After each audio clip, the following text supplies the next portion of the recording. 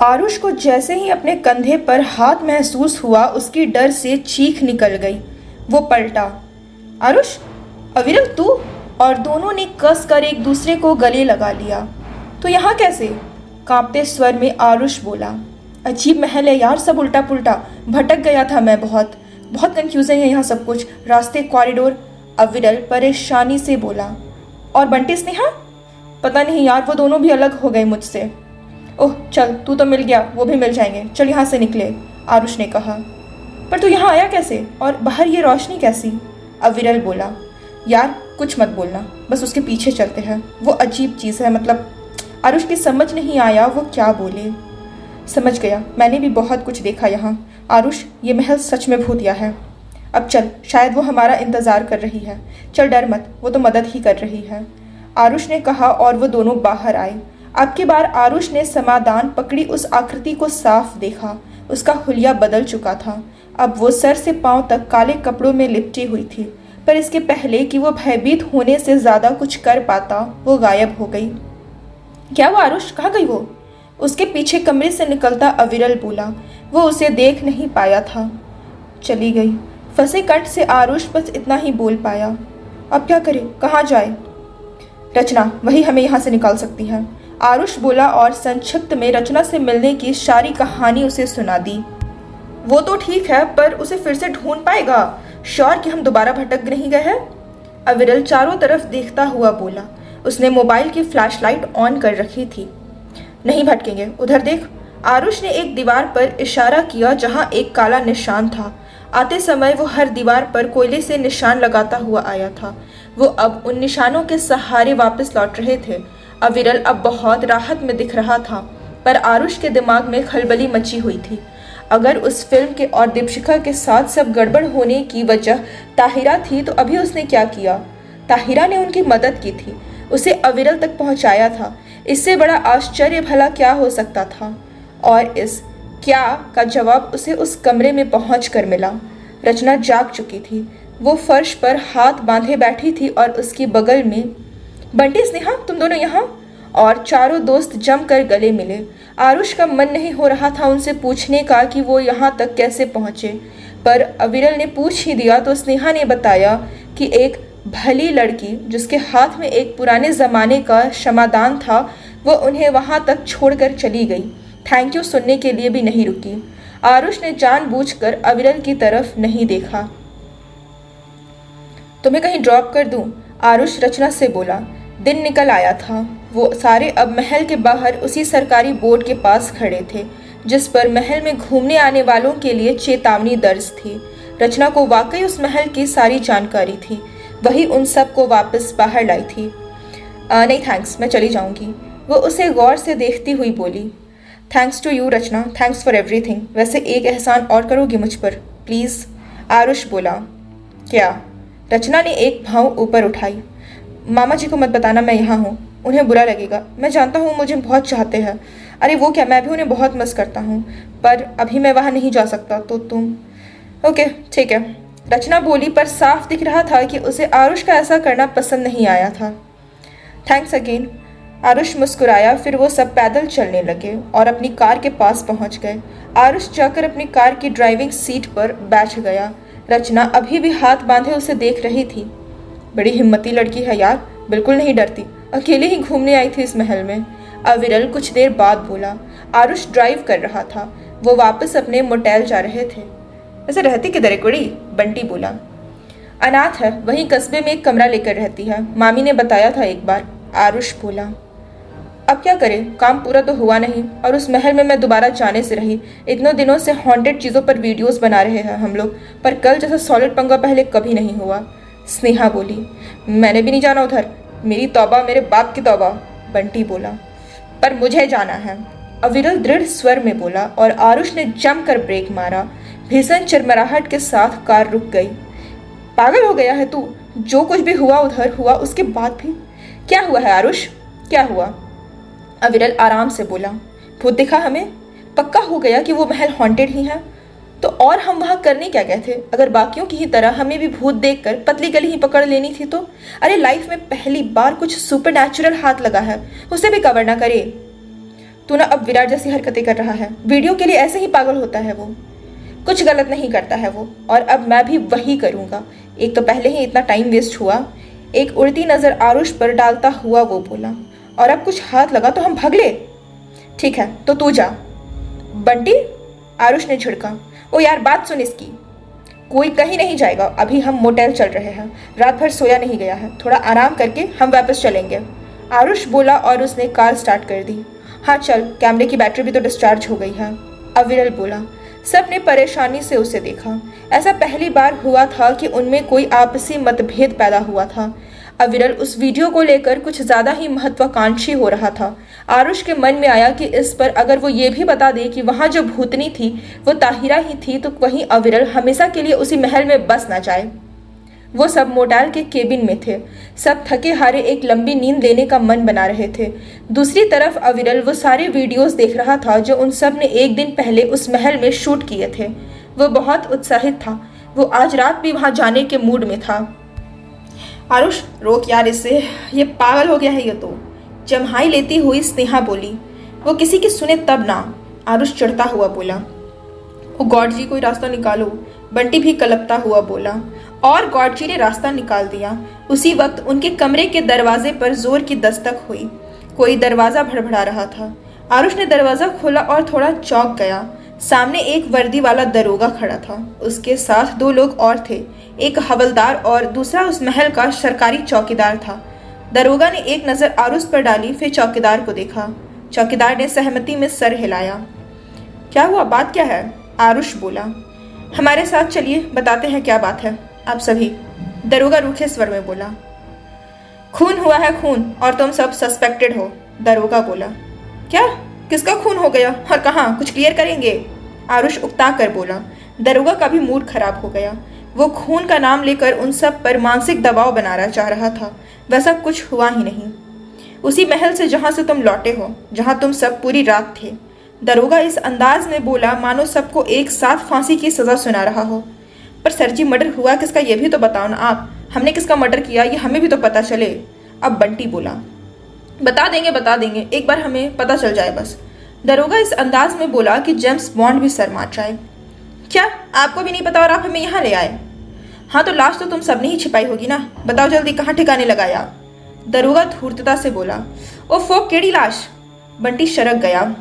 बड़े हॉल के ऊपर वाले कमरे में हमें फर्श पर खून मिला है। वो ज़्यादा पुराना नहीं, पक्का वहीं तुम सबने इस अपराध को अंजाम दिया होगा। गुनाह कबूल कर लो, मैं उतना भी सख्त नहीं हूँ जितना दिखता हूँ। वो आंखें तरीरता बोला। स्नेहा मुश्किल से अपनी हंसी रोक पाई थी। वो दरोगा बहुत ही खुशफहम और आत्ममुग्ध किस्म का था। आरुष का दिमाग सर पर भागने लगा। पिछली शाम जब विराट के सहयोगी उसके कैमरामैन दीपेश ने उसे पीछे से धर दबोचा था, तब रचना ने उसके सर पर मारा था आरुष को बचाने के लिए। शायद उसी का खून बहा हो। पर एक मिनट, वो जगह यूं ही चलते फिरते नजर में नहीं आती, बहुत अंदर की तरफ है। आपको यहाँ चौकी में बैठे बैठे सपना आना था उस मर्डर का, आरुष बोला और दरोगा हड़बड़ा गया। हड़बड़ाहट में एक बार एक नज़र चौकीदार पर भी डाली, जो आरुष ने आराम से देख लिया। ओह तो ये बात है, मैं सोच ही रहा था कि बिना किसी सपोर्ट के विराट इतने दिनों तक सरवाइव कैसे कर पाया उस महल में। तुम उससे मिले हुए हो ना? आरुष अब चौकीदार की तरफ मुड़ा जो अपने आप में सिकुड़ कर रह गया था। जरूर यही बात है, तुम उसके पास गए होगे तभी वो खून दिखा होगा। वो कमीना और उसका साथी तो भाग गया क्योंकि मेरे सामने उसकी पोल खुल गई थी। लगता है कि तुम्हें तुम्हारा हिस्सा नहीं मिला, तभी पुलिस कंप्लेन कर दी। आरुष ने बात खत्म की। एक पल को चौकीदार और दरोगा दोनों हड़बड़ाए, फिर दरोगा संभल गया। वो पूरी ढिठाई से कत्ल भाजता रहा और उन सब पर आरोप मढ़ता रहा। ये बात तो अपनी जगह थी ही कि वो पूरी रात उस महल में थे। इस तरह परेशान होकर अंत में आरुष ने वो किया जो वो बिल्कुल भी नहीं करना चाहता था। 2-2.5 घंटे बाद पता नहीं था जी, अपना ही बालक है जी, हम तो बस रूटीन की पूछताछ कर रहे थे, और क्या? दरोगा जबरन खीसे नपोरता हुआ बोला। आरुष के बाकी दोस्त वहीं बैठे मंत्रमुग्ध से सब देख रहे थे। आरुष अपनी कुर्सी पर बैठा बेचैनी से बार बार पहलू बदल रहा था।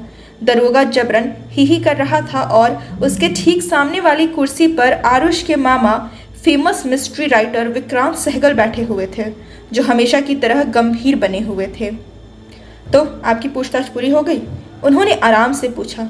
हो गई जी, बिल्कुल हो गई। वो दोनों छोकरे तो पहले से ही गायब है। अब उनके चक्कर में हम हर आने जाने को थोड़े ना पकड़ सकते हैं। दरोगा दांत दिखाता हुआ बोला। ये समझदारी पहले कहाँ चली गई थी नालायक मोटे मनहूस मुच्छड़। खामखा फोन लगाना पड़ा मामा जी को। आरुष अंगारों पर लौटता हुआ मन ही मन दरोगा को भर भर कर गालियां दिए जा रहा था। उन पर कोई केस वैसे भी नहीं बनता था, पर दरोगा की ढिठाई की वजह से आरुष को वो मजबूरन करना पड़ा था। मामा जी खड़े हो गए। दरोगा भी तत्परता से उठ खड़ा हुआ। उसने जल्दी से अपने दराज से कुछ निकाला और उनकी तरफ बढ़ा दिया। आरुष ने देखा वो मामा जी का लिखा हुआ ही एक उपन्यास था। विक्रांत सहबल भी एक पल उसे घूरने लगे। फिर दरोगा जी का मंतव्य समझते हुए उन्होंने उस पर अपना ऑटोग्राफ दे दिया। वो दरोगा भी उनका बड़ा वाला प्रशंसक निकला था। पुलिस चौकी से बाहर आने के बाद अब आरुष की हिम्मत नहीं हो रही थी कि वो अपनी मामा जी से नजर मिलाए। वो अपने दोस्तों के साथ खड़ा था जब मामा जी पीछे से आए। आरुष, क्या है ये? तुम उस महल में गए थे। अभी पिछले ही हफ्ते 2 लड़के गायब हो गए वहाँ, और तुमने मुझे बताया भी नहीं। मामा जी नाराज स्वर में बोले। आरुष ने कोशिश करके उनसे नजरें मिलाई।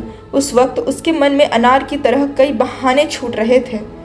वो मामा जी, मैं बस हम बस अभी घर के लिए ही निकल रहे थे। वो मुड़कर अपने दोस्तों की तरफ देखता हुआ बोला। पर उस सब इंस्पेक्टर ने मेरा पूरा सरप्राइज ही बिगाड़ दिया। बस सरप्राइज ही देने वाला था आपको और मामी को अचानक पहुंचकर। आरुष भारी उत्साह से बोला। यह सुनकर बंटी का जबड़ा लटक गया और अविरल ने उसे झट से कोहनी मारी। ठीक है, चलो घर चलते हैं, मामा जी ने धीमे से कहा और आरुष के दोस्तों को भी आमंत्रित किया। आरुष को लग रहा था जैसे वो एक बार फिर वही सपना देख रहा हो। वो सपना जो कभी पूरा नहीं होना था। वो सपना जो शायद लिखा ही अधूरा गया था। कार की ड्राइविंग सीट पर बैठा वो एक बार फिर अपनी किस्मत को कोस रहा था। आखिर ये सब क्यों हो रहा था, जबकि वो इन सब से दूर भागना चाहता था। कुछ भी तो नहीं सोचा था उसने। पहले तो वो अनजाने ही उस महल की तक चला गया। उसे क्या पता था कि वो महल ही सारे फसाद की जड़ था। उसका वहाँ आना, फिर अविरल का ध्यान गायब शुदा विराट की जगह उस महल की कहानी और दीपशिखा वाली उस विवादित फिल्म की तरफ होना, ताहिरा जैसे हुलिये वाले प्रेत का दिखना, और अब बस यही होना बाकी था ना। परिस्थितियों के चलते एक बार फिर वो वहीं लौट रहा था, उस घर में जहाँ की वो खिड़की थी। वो खिड़की जिसके पार नहीं, हरगिज़ नहीं। वहाँ जाना फिलहाल मेरी मजबूरी है, पर उस खिड़की को खोलना मेरी कोई मजबूरी नहीं। वो खिड़की नहीं खुलेगी, कभी नहीं खुलेगी। आरुष ने तय कर लिया था। मामी उसके इंतज़ार में बाहर ही खड़ी थी। उन्होंने उसका गाल चूमा और मुस्कुराते हुए अंदर ले गई। आरुष के दोस्तों का भी पूरा स्वागत हुआ। घर अंदर आते समय आरुष एक हाथ से चेहरा ढका हुआ था। वो घर की दाईं तरफ नहीं देखना चाहता था। हालांकि लॉन के किनारे लगे ऊंचे पेड़ों के चलते वो जगह दिखती भी नहीं थी, जहां बस खाली जमीन थी। पर आरुष जानता था कि वहां कभी दीपशिखा का घर हुआ करता था। 2 दिन, बस किसी तरह 2 दिन यहाँ बिताकर चला जाऊंगा, और अब पक्का तब तक मामा मामी से मिलने नहीं आऊँगा जब तक वो किसी और घर में शिफ्ट नहीं हो जाते। आरुष मन ही मन दृढ़ता से सोच रहा था। लंच का समय हो गया, सब खाना खा लो, फिर आराम करना, थक गए होगे, मामी बोली। मामी। हाँ आरुष, मेरी बात और थी। अभी मेरे दोस्त भी है तो हम किसी और कमरे में रुक जाते हैं। कहीं रूम में कुछ गड़बड़ हो गई तो बेकार में तन्मय गुस्सा होगा। गुस्सा तो तब होगा ना जब कभी लाड साहब के चरण कमल पड़ेंगे इस घर में। पर मामी। आरुष, बाकी के 2 कमरे फर्निश्ड नहीं हैं। एक और है गेस्ट रूम, वो छोटा है तो मैं सोच रही थी स्नेहा उसमें रुक जाए रचना के साथ। आज रात रचना भी यहीं रुकेगी क्योंकि तुम उसकी रूममेट शहर गई हुई है। तन्मय का कमरा बड़ा है, तुम और तुम्हारे दोनों दोस्त वहाँ आराम से रह सकते हो। कोई प्रॉब्लम है क्या? आरुष ने अब ना में सर हिला दिया। वो दोबारा उस कमरे में जाने से बचना चाह रहा था। न जाने वहाँ जाते ही उसे क्या हो जाता था। अपने आप ही उसके हाथ उस खिड़की की तरफ उठने लगते थे उसे खोलने के लिए। वाह, ये तो किसी लाइब्रेरी से कम नहीं। थैंक्स रचना। स्नेहा की आवाज़ आई। वो अविरल, बंटी और स्नेहा मामा जी की स्टडी से बाहर आ रहे थे। रचना उन्हें स्टडी दिखा रही थी। स्नेहा की बात के जवाब में रचना मुस्कुराई, फिर आरुष की तरफ देख हल्के से आंख मार दी। आरुष चाय गटकते समय जोर का ठसका लग गया। आरुष ने आंखें खोली। वो पिछले 1 घंटे से सोने की कोशिश कर रहा था। एक बार फिर उसी कमरे में था। उसने करवट बदली और एक बार फिर वो लकड़ी की अलमारी उसकी नज़रों सामने आ गई। वो अलमारी जिसके पीछे वो खिड़की छिपी हुई थी। वो उठ के बैठ गया। उसके लिए उस कमरे में यूं रहना किसी यातना से कम ना था। सारी पुरानी यादें किसी बाढ़ की तरह लौट आई थी। उसका उस कमरे में आना, पहली बार दीपशिखा को देखना, उससे बातें करना, वो नज़रें, वो काजल, वो हंसी, वो हवा में धीरे धीरे हिलता झीना सा दुपट्टा, कभी उसका बातें करना तो कभी टकटकी लगाकर आरुष को देखना। आरुष उठा और बाथरूम की तरफ चल दिया। वो क्या कर रहा था वो खुद भी नहीं जानता था। कितनी देर वो बाथरूम में लगे आईने के सामने खड़ा शून्य में देखता रहा। मत सोचो उस बारे में आरुष, कल ही यहाँ से चला जाऊँगा। सबकी अपनी किस्मत होती है। उसकी वही किस्मत थी जो उसके साथ हुआ, तो क्या कर सकता है, भूल जा, अरे कोशिश तो कर। आरुष खुद को बहला रहा था जब कहीं से एक अजीब मुश्क उठी, जैसे कुछ जल रहा हो हवा में, और सूंघता हुआ वो बाहर आया। क्या जल गया? वो कमरे में आकर हर तरफ देखने लगा। बिस्तर पर मुर्दों से शर्त लगाकर अविरल और बंटी सोए पड़े थे। उसने कमरे में हर तरफ देखा, कहीं कोई वायर तो नहीं जल गया। तभी उसके पीछे कहीं से बहुत ही धीमा चट चट का स्वर आया, जैसे लपटें सुलग रही हो। वो पलटा और सदमे के मारे पीछे बिस्तर पर गिर गया। वो लकड़ी वाली अलमारी गायब थी। अब वो खिड़की उसके ठीक सामने थी। उसके पल्ले एक दूसरे से अलग थे, बस 1-1.5 इंच की ही झिरी थी उनमें। उतनी सी जगह से ही अंदर कमरे में काला धुआं आ रहा था और एक विचित्र सी नारंगी रोशनी भी। कोई भूत नहीं, कोई टूटी गर्दन वाली आकृति नहीं, पर आरुष दावे से कह सकता था कि उतना भयावह दृश्य उसने पहले नहीं देखा था। इतना ज़्यादा वो पहले कभी नहीं डरा था। न जाने उस दृश्य में ऐसा क्या था। उसे लगा उसके अंदर कुछ पिघल सा रहा था। धाड़ धाड़ बजते दिल के साथ आरुष बढ़ा और एक झटके से खिड़की के पल्ले खोल दिए। ओ नहीं, ये क्या? वो भयंकर आग थी। खिड़की की दूसरी तरफ सब धू धू कर जल रहा था। ऊपर आकाश में शाह काली रात का अंधेरा पसरा था और नीचे किसी दैत्य के जैसी बिफरी हुई वो आग सब कुछ निकले जा रही थी। दीपशिखा का घर और उसके आसपास का सब कुछ, सब आग के हवाले था। नहीं, ये नहीं हो सकता, मैं ऐसा हरगिज़ नहीं होने दूंगा। कहाँ हो तुम? दीपशिखा, दीपशिखा! आरुष चिल्लाया और जलते मकान की वो बंद खिड़की खुल गई। वो वहीं खड़ी थी।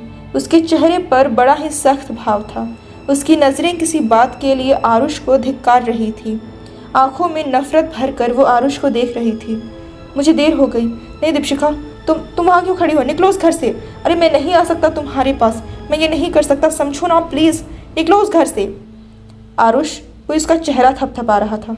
मैं नहीं आ सकता वहाँ, मैं मजबूर हूँ, आरुष बोला। उसकी दोनों आंखें भीग चुकी थी। आरुष! अब कोई उसे झकझोर रहा था। तुम समझती क्यों नहीं मैं? आरुष! उसके चेहरे पर पानी की एक तेज फुहार पड़ी और उसकी आंखें खुल गईं। कुछ देर तो उसे संभलने में लग गए। फिर धीरे से उसकी समझ में आया कि वो अपने बिस्तर पर लेटा था और 2 सर उस पर झुके हुए थे। बंटी और अविरल दोनों बहुत चिंतित नज़रों से उसे देख रहे थे। आरुष ने पलकें झपकी और जल्दी से उठ बैठा। उसने हर तरफ देखा, खुद को देखा तो वो सो रहा था। उसकी नज़रें जल्दी से उस लकड़ी वाली अलमारी पर पड़ी। वो अपनी जगह पर मासूमियत से खड़ी थी और पीछे वाली उस खिड़की को बराबर से ढकी थी। मतलब ये सब सपना था। आरुष, क्या हुआ बे? इतना क्यों चिल्ला रहा था? पता है हम सब डर गए थे, अविरल बोला।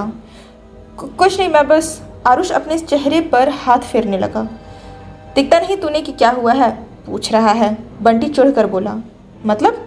अविरल ने पूछा और आरुष ने भी बंटी की तरफ देखा। उस भूतिया महल से लौटे हैं हम सब, ये तो होना ही था। तुझे और जाना है वहाँ? वो उपेक्षा से बोला। अविरल ने ध्यान नहीं दिया, वो अभी भी आरुष को देखे जा रहा था।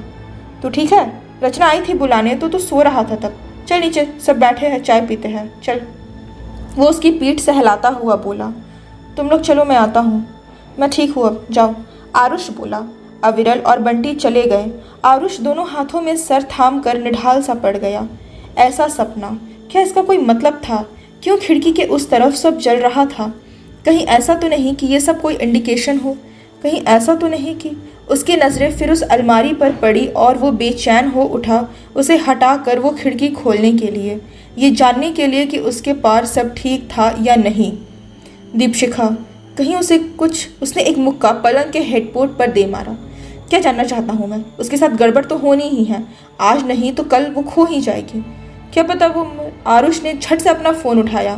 एक बार फिर सर्च में 21 सालों का इंतज़ार टाइप किया। फिल्म अभी भी जस की तस बनी हुई थी, कुछ भी नहीं बदला था। मतलब दीपशिखा लापता थी। आरुष ने परेशानी से फ़ोन पटका और उठकर कमरे का दरवाज़ा अंदर से बंद कर लिया। फिर, आनंद, जानती हूँ तुमने मुझसे झूठ बोला है। तुमने कहा था कि तुम एक अदद नौकरी की तलाश में बम्बई में भटक रहे हो, पर अब मैं जानती हूँ कि तुम क्या हो। तुमने मेरा इस्तेमाल किया है और अब जो तुम करने जा रहे हो तो वो तो तुम्हारे जैसा कोई नीच ही कर सकता है। मैं मोहब्बत करती थी तुमसे। काश ये सब करने से पहले तुमने एक बार भी इस बारे में सोचा होता। मैं तो राज़ी थी ना। अगर मेरे हालात मुझे इसकी इजाज़त नहीं दे रहे थे तो तुम्हारा फ़र्ज़ नहीं बनता था कि एक बार इस बारे में सोच लो। ठीक है, मुझे मंजूर है। मैं उस सिनेमा में काम करूंगी और तुम भी अपने वादे पर कायम रह कर दिखाओगे, ऐसा उम्मीद करती हूँ। खत के मिलते ही जितनी जल्दी हो जवाब देना। मैं इंतज़ार कर रही हूँ। दीपशिखा। दीपशिखा के पहले तुम्हारी भी लिखा था, जिसे दीपशिखा ने लिखकर बेरहमी से काट दिया था। आरुष बार बार ये देखकर मुस्कुराने लगता था। खैर जो भी हो, अब साफ था कि इस खत के यहाँ भविष्य में अटकने से भी उधर अतीत में कुछ खास नहीं बदला था। दीपशिखा बम्बई मतलब मुंबई गई भी थी और उस फिल्म की हीरोइन बनी भी थी। पर यह आनंद कौन था? ज़रूर उस फिल्म से जुड़ा कोई बंदा होगा। शायद वो दीपशिखा को मजबूर कर रहा था फिल्म में काम करने को। इस लेटर से तो यही लगता है। पर आरुष, लाख रुपए का सवाल अब भी अपनी जगह पर है। इन सब से तुझे क्या? तुझे तो इन सब में दखल देना ही नहीं था ना। इस कहानी में आगे क्या हुआ जानने के लिए बने रहिए और चैनल को सब्सक्राइब करना ना भूले। हर दिन 7 बजे नई नोटिफिकेशन अपडेट के लिए। कहानी पसंद आई तो वीडियो को लाइक करना ना भूले और चैनल को जरूर सब्सक्राइब करें। Thank you.